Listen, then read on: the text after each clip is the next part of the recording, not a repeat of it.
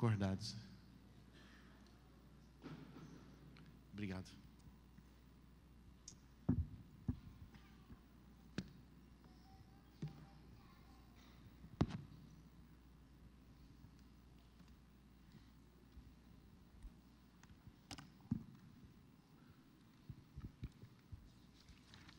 Queria convidá-los a abrirem suas Bíblias no Evangelho de Marcos, capítulo 3. Evangelho de Marcos, capítulo 3.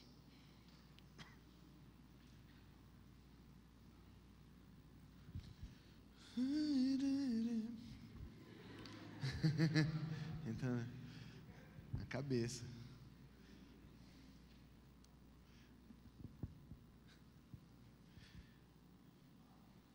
Marcos 3. Foi legal o som agora, não foi? Gostoso, né? Foi muito legal, viu, Marcos? Muito mesmo. Fico sentadinho ali quietinho e curtindo o swing. Tudo que é feito com excelência exalta a Deus e inspira os homens. Tudo que é feito com excelência exalta a criatividade e a beleza de Deus que foi derramada sobre toda a carne e inspira as pessoas. Mesmo que viesse aqui hoje alguém que não falasse português, seria inspirado por esse som, esse swing tão agradável, muito legal mesmo. Marcos 3. Fico elogiando assim também, porque de repente ganhei um CD no final, né? Eu ganhei. De repente, se eu elogiar mais um pouquinho, ganhei até 2, né? Já que tem 3. Eu fui um pastor de uma ovelha meio desnaturado, assim. Eu fui pastor de muita gente da música. E daí, ele não tem celular, ele é meio bicho do mato, assim. Não parece, mas é. Que é o Robinho, que toca junto com você. E daí a gente se encontrava em horários alternativos, assim, tipo 3 da manhã, 4 da manhã. Mas é um pessoal meio estranho, meio maluco. Mas é gente boa, eu acho. Não é gente boa. Qual que era o texto mesmo, gente? Marcos 3. Marcos 3. Versículos 13, 14, que diz o seguinte: Jesus subiu a um monte e chamou a si aqueles que ele quis, os quais vieram para junto dele. Escolheu 12, designando os apóstolos, para que estivessem com ele, os enviasse a pregar e tivessem autoridade para expulsar demônios. Jesus subiu a um monte e chamou a si aqueles que ele quis, os quais vieram para junto dele. Escolheu 12, designando os apóstolos, para que estivessem com ele e os enviasse a pregar. Gosto muito do Gilberto Gil, muito mesmo. Das músicas do Gilberto Gil, para mim, Parabola e Camará é uma música desse tempo, que muito até antes da internet descreve o que nós vivemos. Antes o mundo era pequeno, porque terra era grande. Hoje o mundo é muito grande, porque terra é pequena, do tamanho da antena parabólica Camará. Parabólica é um negócio já ultrapassado, arcaico, mas o conceito é verdadeiro. Antes o mundo era pequeno, a terra era muito grande, era tudo longe, era tudo demorado. Hoje o mundo é muito grande e a terra ficou pequena. Hoje, como diz o maluco do Tom Zé, nós vivemos uma unimultiplicidade, onde cada homem sozinho é a casa da humanidade. Hoje existe um mundo em cada pessoa, cada ser é um mundo próprio, e cada ser inventa o seu próprio mundo. E se você pegar hoje um adolescente de 16 anos, ele consegue ao mesmo tempo estar em 5, 6, 7, 10 lugares diferentes, inclusive em países diferentes, vendo coisas diferentes, mas são todos muito parecidos. Um adolescente de 16 anos do Rio, de classe média no Rio, é muito parecido com um adolescente de 16 anos de classe média em São Paulo, que é muito parecido com um adolescente de 16 anos da classe média americana, que é muito parecido com um adolescente de 16 anos de Singapura. Gostam das mesmas músicas, se vestem do mesmo jeito, assistem os mesmos filmes, decoram o quarto de um jeito muito parecido. Então, aquilo que era grande ficou pequeno. E antes dos anos 80, um historiador inglês chamado Arnold Toynbee já profetizava que o mundo se tornaria uma aldeia global. Isto é, que aquilo que acontecesse em um determinado lugar do mundo afetaria o mundo todo. Eventos grandiosos aconteceram ao longo da história. Revoluções importantes que nós estudamos séculos depois, mas os efeitos foram locais, no máximo regionais. Uma revolução na Europa não afetava o Oriente. Uma revolução do Oriente não afetaria a América recém-descoberta. A América recém-descoberta mudou pouco do comércio do Oriente. Hoje, a Grécia passa por uma dificuldade econômica, afeta o quê? O preço do aluguel no Brasil. Acontece uma bolha nos Estados Unidos, afeta a economia do mundo todo. Tem um problema com a Bolsa de Valores do Japão, afeta a economia dos países latino-americanos. E o G20, o G7 tem que se reunir para discutir isso, porque nós vivemos numa aldeia global. E se o Arnold Toynbee profetizou essa aldeia global, ele não imaginava, e nem mesmo o Gilberto Gil imaginava, o que nós seríamos pós-internet, que é o grande responsável, ou a grande responsável, por nós sermos esse mundo grande que tornou a Terra um lugar pequeno. Por nós conseguirmos desejar tantas coisas diferentes de tantos lugares do mundo, e conseguirmos consumir essas coisas que nós desejamos. De tal forma que o mundo, que é essa aldeia global, tem como lógica principal o comércio, que tem como pressuposto principal o consumo, e nós hoje consumimos em um ano o que a Terra leva 1 ano e meio para produzir. Um déficit de ordem primária, que se nós não tomarmos uma atitude radical, vai tirar dos nossos netos a possibilidade de existir. Mas a pregação não é sobre isso. Não é sobre sustentabilidade, apesar de que poderia ser, né? A globalização, ela tornou o mundo grande e a terra pequena. As coisas são possíveis. Tudo está, as distâncias foram encurtadas, está tudo mais próximo. E se tudo está mais próximo, tudo é mais rápido. Coisas que nós nem percebemos nos tornam pessoas aceleradíssimas nos nossos processos. Por exemplo, uma pesquisa norte-americana perguntou por uma série de pessoas quanto tempo elas levam para dar o segundo clique se elas não forem atendidas no primeiro clique na internet. Chuta quanto tempo que leva? 1 segundo. E quanto tempo elas levam para ficar irritadas se no segundo clique também não forem atendidas? 3 segundos. Você clica num negócio, o negócio não abre, você clica de novo. Assim, ó, não abriu, você já clica de novo. Se deu 3 segundos ele não abrir, você já está irritado na internet.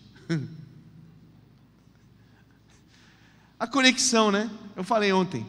Eu me lembro da minha primeira conexão na Vila Maria, em São José dos Campos, no fundo da casa do meu amigo Salvador. Conexão de escada. Eu queria baixar uma música, uma musiquinha.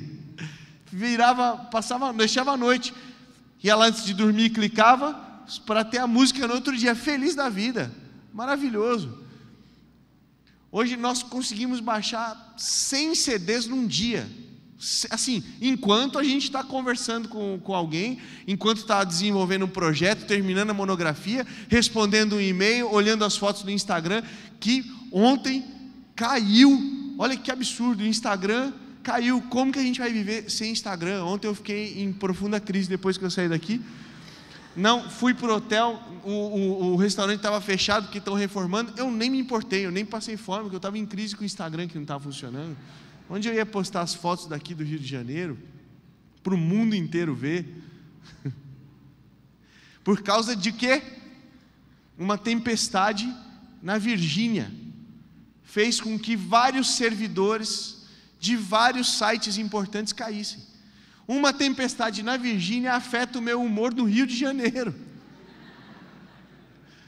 Eu só fui descobrir isso muito tarde, pelas minhas fontes de informação fundamentais. Mas você vê, tudo conectado, tudo interligado, faz da gente, das nossas distâncias próximas. Eu contei a história da França ontem, de Paris. Eu fui entender o que era a Torre Eiffel, o Arco do Triunfo, já muito mais velho, por fotos de amigo. Hoje você consegue estar lá simultaneamente online pelo Google, esqueci o nome, bate foto, você consegue ver em 3D, você viaja o mundo do seu quarto. E rapidamente, tudo próximo. O interessante é que isso produziu o efeito contrário.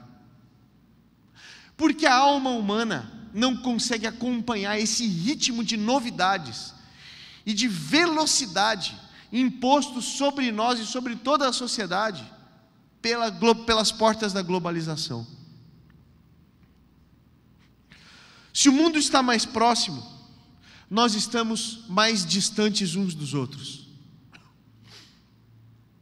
Nós somos uma sociedade de indivíduos que está constantemente conectada a dezenas de milhares de pessoas via um 3G, e o meu está aqui. Quebrou um dia, eu fiquei doente um dia.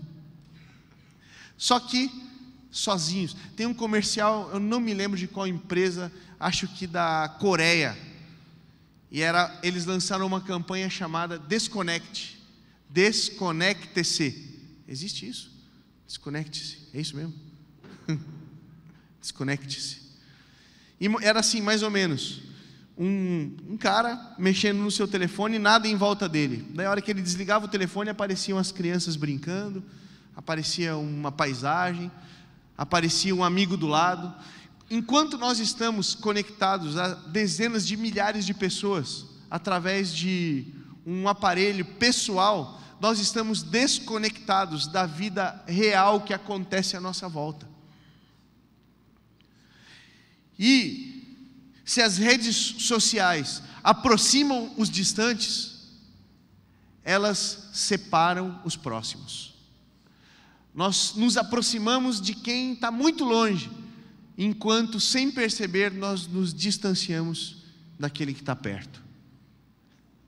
Então, as distâncias foram virtualmente encurtadas, mas, na realidade, nós nos tornamos mais distantes uns dos outros, no que diz respeito à vida real. Se nós estamos com um instrumental à nossa volta, na nossa mão, que nos torna pessoas rápidas, com possibilidades de aprendizado rápido, se bem que acúmulo de informação não necessariamente se configura como conhecimento, que a internet dá para a gente essa possibilidade de estarmos sempre bem informados. Nós sabemos um pouco de tudo, mas não sabemos tudo de nada. Se nós temos tudo rapidamente nas nossas mãos, nós nunca estivemos tão sem tempo. Nós nunca fomos pessoas tão sem tempo. Eu fui, um tempo atrás, queria conversar com um pastor mais velho. Ele falou: vem aqui onde eu estou. Eu fui até lá onde ele estava. Eu cheguei lá, ele falou: espera um pouquinho. Fiquei esperando. Ele: espera mais um pouquinho. Fiquei esperando. Ele falou: eu estou meio sem tempo hoje. Eu falei: deixa para amanhã. Ele: não, eu também estou sem tempo amanhã. Ele falou: mas eu vocês vão rir, mas foi verdade. Mas eu ainda não fui no banheiro agora à tarde, eu estou indo no banheiro. Você não quer conversar comigo no tempo que eu vou no banheiro? Eu vou no banheiro, eu entro lá, eu sento num banheiro de um lado, você senta no do lado e fala o que você quer falar, e eu fico ouvindo. Eu achei que estava brincando, mas era sério. E eu fui, desagradável, né? Vários sons e odores nada pós-modernos, né? Mas olha que loucura absurda. E assim, eu entendo, tem hora que eu também não tenho tempo, mas um pastor sem tempo para a gente, mas ele tinha marcado, mas essa é a nossa realidade. E sabe que se você diz que tem tempo, você passa meio por vagabundo ou desocupado, né? Não, você tem tempo para mim? Sim, tenho. Não, tem tempo? Não, tem tempo. Não, não faz nada da vida. Então a gente está acostumado a demonstrar que a gente não tem tempo, porque se a gente tiver tempo, a gente está errado. Eu lembro de um cumprimento muito chato, num dia que eu estava pensando exatamente sobre tempo, que é: e aí, tudo bem, irmão? Correria danada. Não, e aí, beleza? Mano, que correria. Daí, nesse dia eu pensando sobre o tempo, fiz um devocional longo, assim, sabotando a minha vontade de fazer tudo rápido. Daí saí na rua: e aí, tudo bem? Não, correria. Liguei para o amigo: não, correria. No terceiro que eu encontrei, assim, atravessando uma rua: quanto tempo? Tá, mano, mal correria. E você? Falei: eu não tô correndo, não tem correria. Fiquei tão irritado com ela. Você quer conversar agora? Quase que eu forcei ele a parar e gastar um tempo comigo, mas é isso. A gente, para se parecer importante, a gente precisa dizer que não tem tempo. O problema é que a alma humana,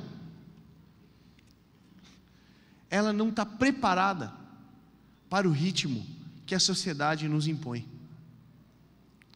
E daí sabe qual é o resultado?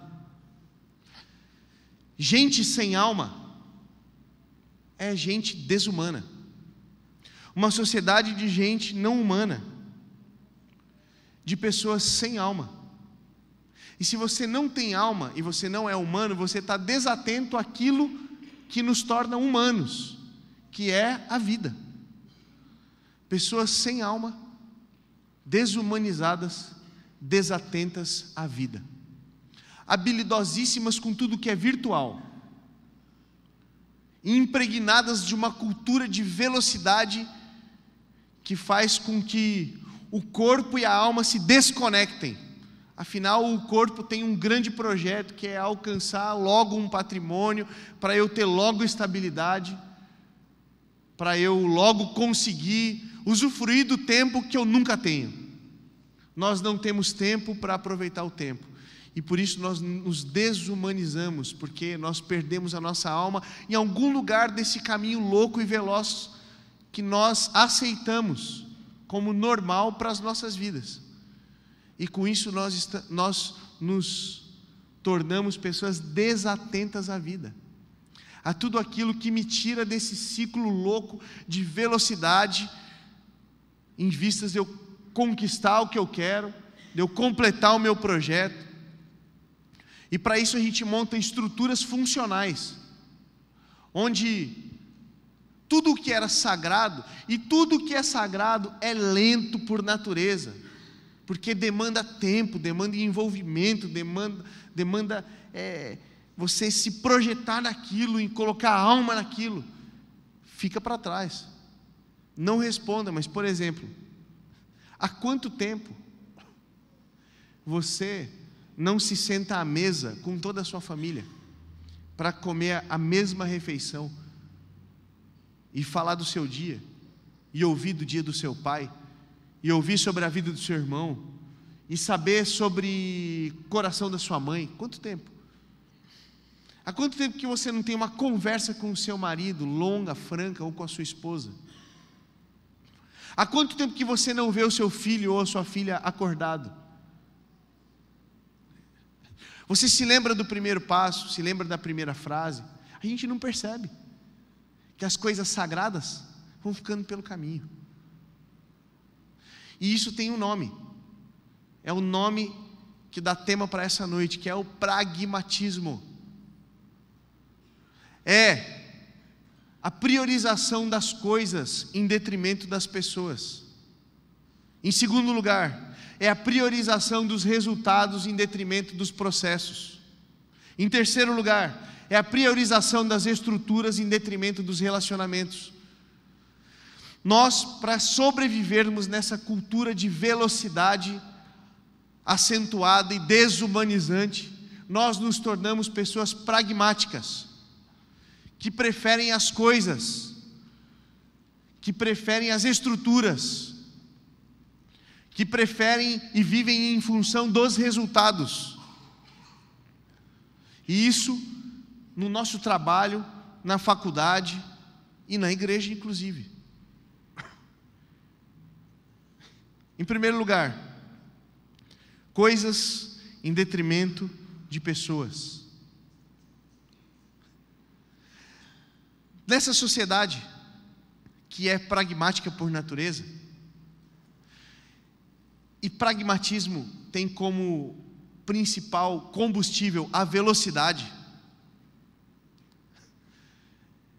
tudo que demanda tempo é posto de lado, tudo que é mais rápido é colocado em primeiro lugar.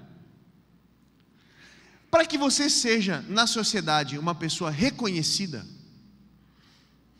você precisa então ser conhecido, para que seja então reconhecido. As pessoas têm que, mais do que conhecer a sua reputação, que é aquilo que a gente parece que é, conhecer aquilo que você de fato é, que é o seu caráter. Como se conhece o caráter de uma pessoa? Convivendo com ela. Só que conviver demanda tempo demais. Então, qual foi o aparato que substituiu a convivência para que você acredite numa pessoa, para que você conheça de fato a pessoa como ela é? Facebook. Eu gosto do Facebook. Eu estou pregando tudo contra mim. Depois dessa gravação, ela tem que ser incinerada. Mas quem me conhece sabe, eu acho.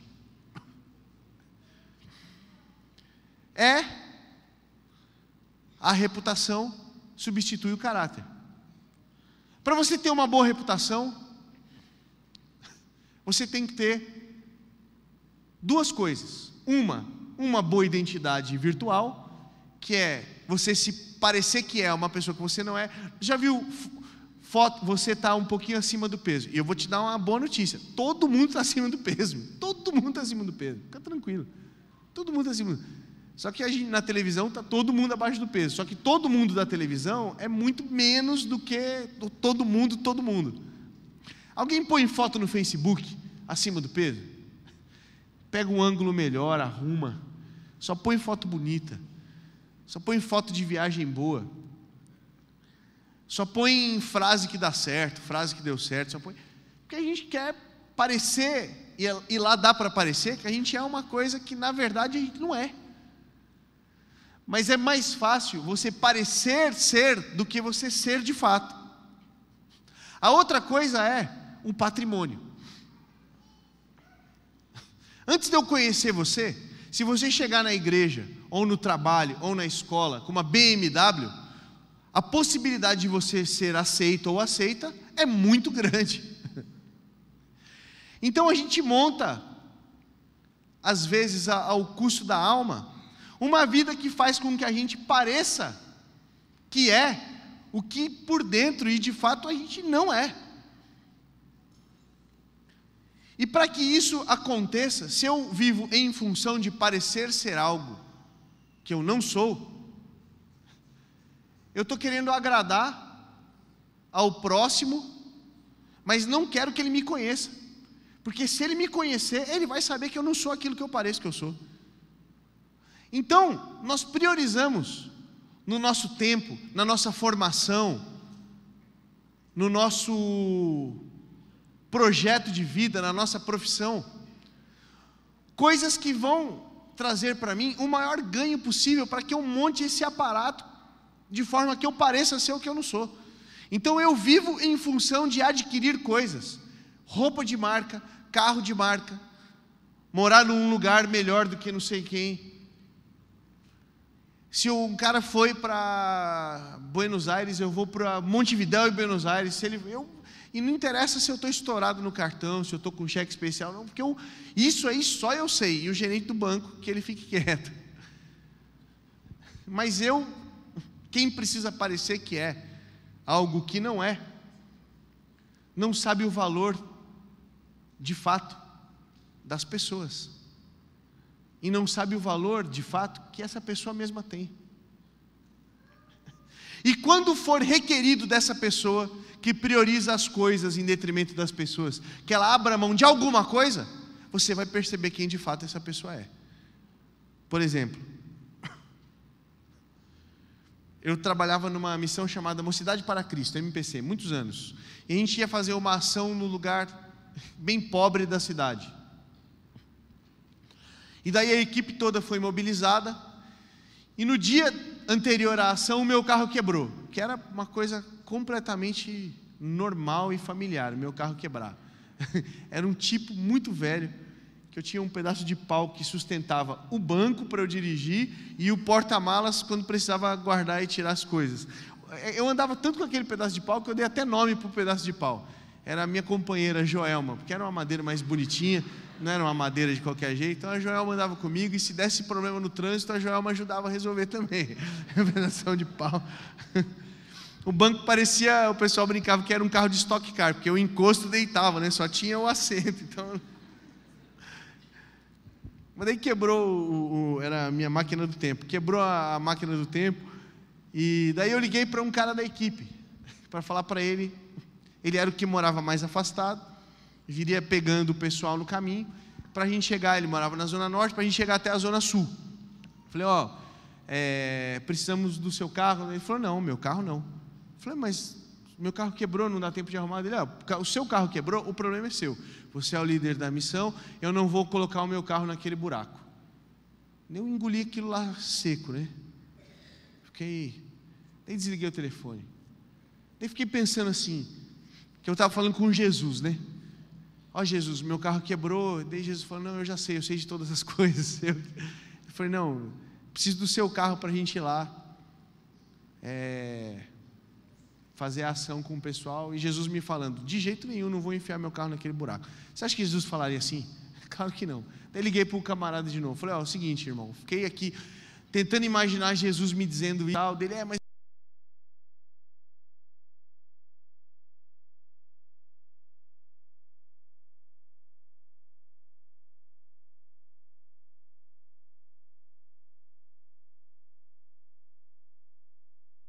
carro.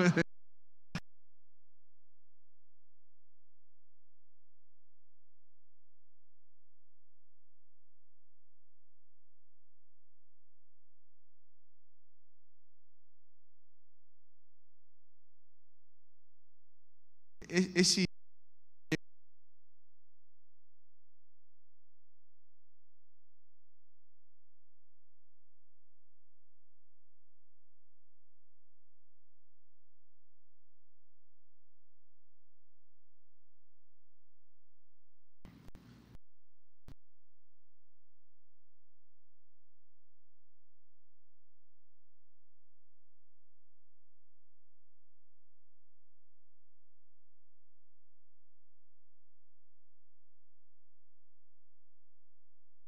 coisa.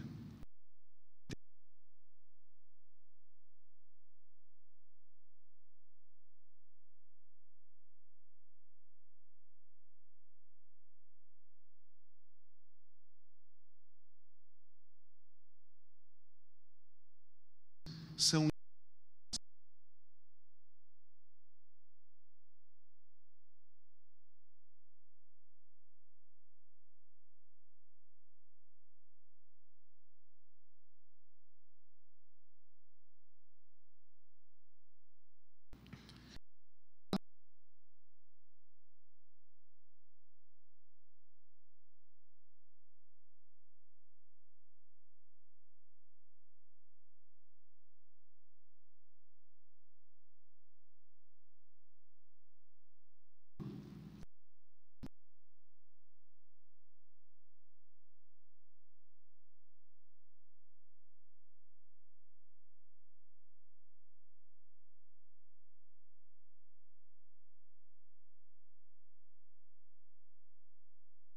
são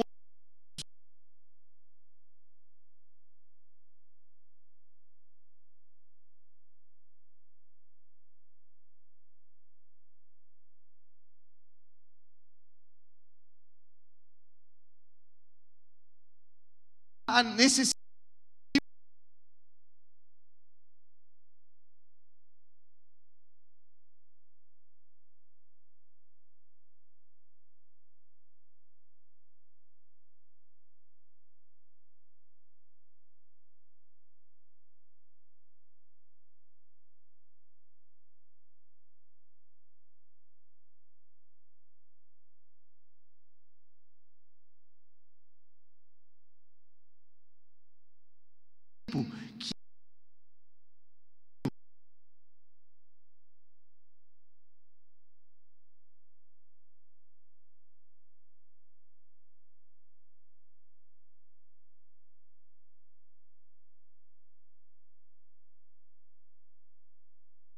O caminho do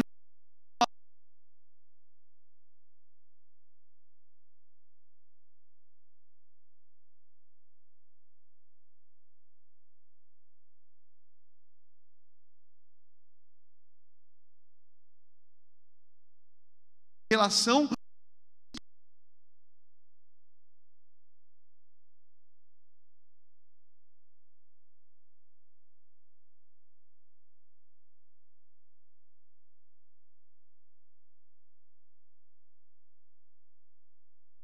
Não me lembro o final.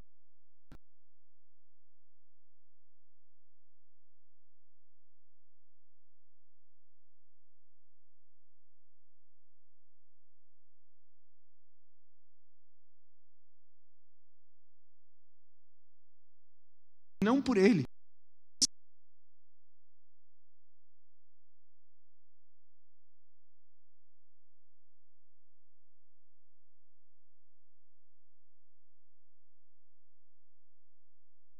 Porque eu feito com você e queria que você tivesse feito comigo.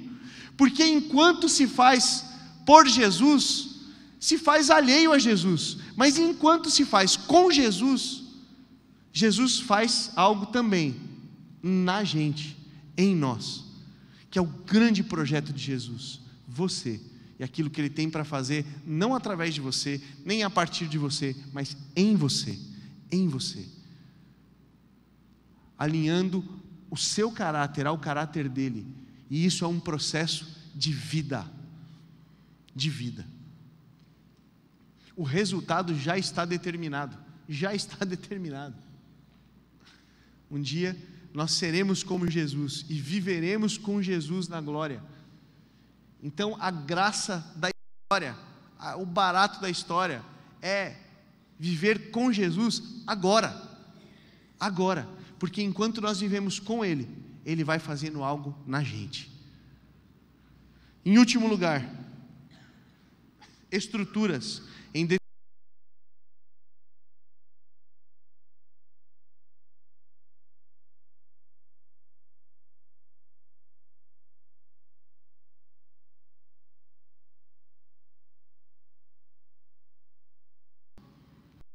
isso, quem é sacrificado diretamente são os nossos relacionamentos, são as nossas relações.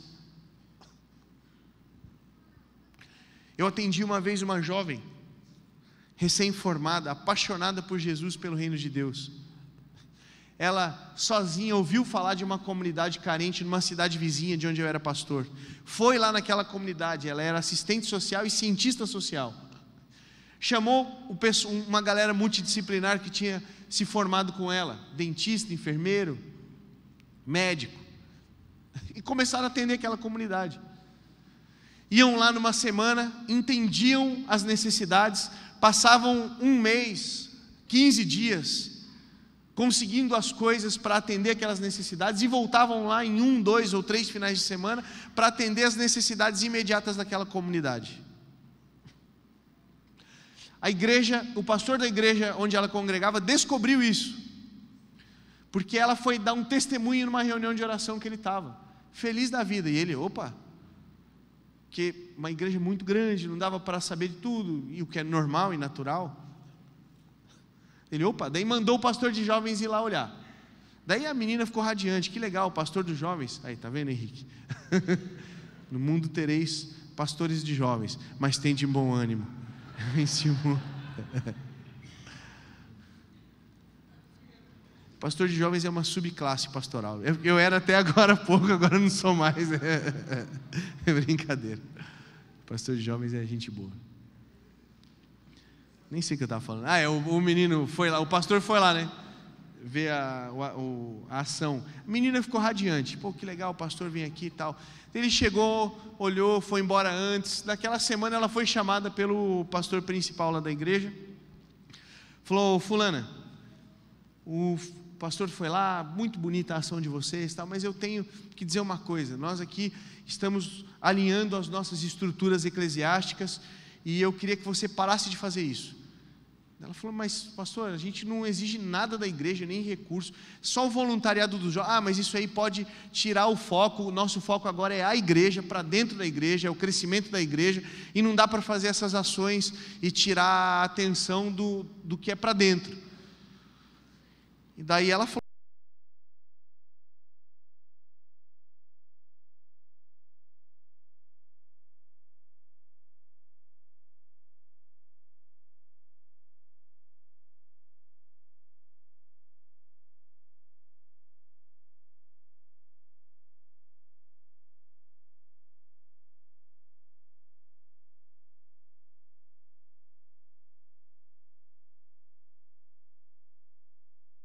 o C é muito capaz, mas o terceiro C é a combinação. E no quesito combinação, você não está mais combinando com a gente e com a nossa estrutura, então você procure um lugar onde você combina. E ela veio me procurar, isso já tem uns anos, eu bem menos sábio, já não sou tanto hoje, na época muito menos. Fiquei muito irritado, muito triste, porque em nome de uma estrutura, rompeu-se um relacionamento espiritual. Em nome da manutenção de uma estrutura interna, quase desfez-se um relacionamento de missão daquela moça com um lugar e com seus amigos. Em nome de estruturas, de uma agenda de trabalho intensa que nós montamos em função dos resultados, que é a obtenção das coisas, nós perdemos os nossos casamentos, nós não vemos os nossos filhos crescerem, e nós nos tornamos pessoas desconhecidas, e desconhecemos as pessoas mais próximas a nós mesmos. Afinal, eu preciso de processos rápidos, para conseguir o maior número de resultado possível, nas coisas que eu intento alcançar. O pragmatismo assassina as pessoas. O pragmatismo inviabiliza os relacionamentos. E ele desconsidera a importância dos processos. E de tudo o que se cita que Jesus fez nessa terra, o que fez com que, objetivamente, a sua igreja se estabelecesse e permanecesse, foi o fato de ele subir no monte e chamar para si pessoas, para que essas pessoas estivessem com ele, e ele estabelecesse com elas relacionamentos, em vistas de um processo de discipulado, que fez com que fosse impressa naquelas poucas pessoas a identidade do próprio Cristo. Sem gente, não existe igreja, não existe vida. Nós só somos alguém na nossa relação com outro alguém. Alguém sem alguém é ninguém. Só existe contentamento através dos relacionamentos. E aquilo que se faz e como se faz aquilo que se faz é mais importante do que o que se consegue com aquilo que se faz, como se faz. Os processos de Jesus são processos de vida.